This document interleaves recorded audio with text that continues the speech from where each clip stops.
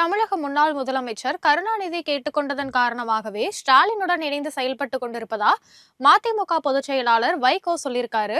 திருப்பூர்ல நடைபெற்ற கட்சி நிகழ்ச்சியில பங்கேற்று பேசிய அவரு, திமுக தலைவர் கருணாநிதி அவர்கள் படுக்கையில இருந்தபோது அவர் சந்தித்ததாகவும் அப்போது ஸ்டாலினுக்கு உறுதுணையா இருக்குமாறு தன்னை கேட்டுக்கொண்டதாகவும் சொன்னதாலதான் அந்த வாக்குறுதியை நிறைவேற்றும் விதமா இன்னைக்கு வரைக்கும் திமுக கூட்டணியில இயங்கி வர்றோம் அப்படின்னு சொல்லியிருக்காரு. அதனாலேயே தமிழக அரசை எதிர்த்து ஒரு சிறிய ஆர்ப்பாட்டத்தை கூட நாங்க இதுவரைக்கும் நடத்தவும் இல்லை அப்படின்னு சொல்லியிருக்காரு. கண்டன அறிக்கையும் விடவே மாட்டோம்னு சொல்லியிருக்காரு.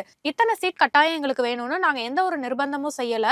தேர்தல் சமயத்துல கூட்டணி பேச்சுக்கு திமுக தலைமை தங்களை அழைக்கும் போது மட்டுமே அது குறித்து பேசுவோம்னு சொல்லியிருக்காரு.